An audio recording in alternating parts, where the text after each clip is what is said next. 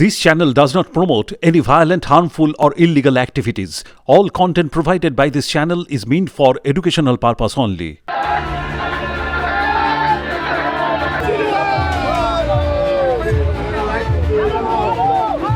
রবিবার রামনবমীর মিছিলে ইসরায়েলের পতাকা উড়িয়েছিলেন অর্জুন সিং। তারপরে বিতর্ক শুরু হয়।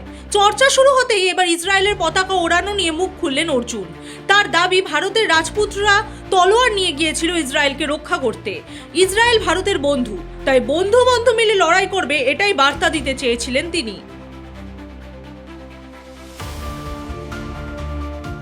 অন্য দেশে ঝান্ডা কেন নিতে পারবো না? অন্য দেশে ঝান্ডা যদি হিন্দুদের সমর্থন করে, আপনি ইসরায়েলের ভারতবর্ষের ইতিহাস জানেন না? ইসরায়েল যখন বিপদের সময় ছিল ভারতবর্ষে, তখন ওই তোপা বন্দুক ছিল না, তখন এখান থেকে তলোয়ার নিয়ে আমাদের রাজস্থানে সব রাজপুতরা গিয়েছিল ইসরায়েলকে রক্ষা করার জন্য। ইসরায়েল তার সেই সময় থেকে তো ভারতের বন্ধু। আজকে একটা ইসরায়েল আর ফিলিস্তিনের যুদ্ধের মধ্যে ভারতবর্ষের মুসলমানদের কষ্ট হয়ে ইসরায়েলে ফিলিস্তিনের ঝান্ডা নিয়ে তারা রাস্তায় নেমে যায়। মহরমে ফিলিস্তিনের ঝান্ডা থাকে, পাকিস্তান জিতলে বাজি ফাটাবে।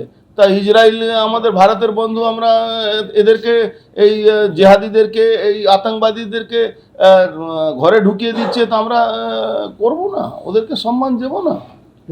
ওরা তো হিন্দু ভক্ত লোক। ইসরায়েলিরা হিন্দুদেরকে সমর্থন করে। পুলিশ তো দলদাস আছে। পুলিশ কি করে? পুলিশের কাজ হলো দলদাস করা। পুলিশ কোনোদিন ফিলিস্তিনের ঝান্ডা কেড়েছিল? জিজ্ঞেস করবেন তো। যেখানে ওই উলবেড়িয়াতে ভারত যেদিন জিতলো, সেদিন পুলিশ তো মার খেয়েছিল, মুসলমানরা মেরেছিল।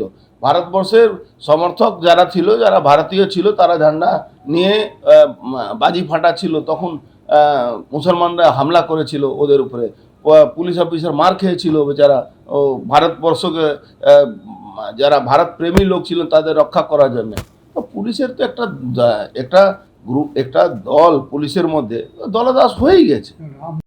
বার্তা এটাই দেওয়া হলো কি, হিন্দুদের, সনাতনীদের উপরে আঙুল দিও না, নালে ভারতবর্ষের সনাতনী তো আছেই। যে তোমাদের সব থেকে বড় দুশ্মন, যে তোমাদেরকে ঠান্ডা করে রেখেছে, সেও আমাদের বন্ধু আছে। বন্ধু বন্ধু মিলে আমরা লড়াইটা করব। রবিবার অর্জুন সিং এর নেতৃত্বে ব্যারাকপুর শিল্পাঞ্চলে রামনবমীর মিছিল বেরিয়েছিল। সেখানে অর্জুন সিংকে ইসরায়েলের পতাকা হাতে জয় শ্রীরাম স্লোগান দিতে দেখা যায়। একই সঙ্গে অর্জুনকে অনুসরণ করে ওই মিছিলেই কয়েক যুবককে ইসরায়েলি পতাকা হাতে নিয়ে হাঁটতে দেখা যায়। এই নিয়ে বিতর্ক ছড়িয়ে পড়ে। ব্যারাকপুর থেকে প্রতীতি ঘোষের রিপোর্ট, দ্য ওয়াল।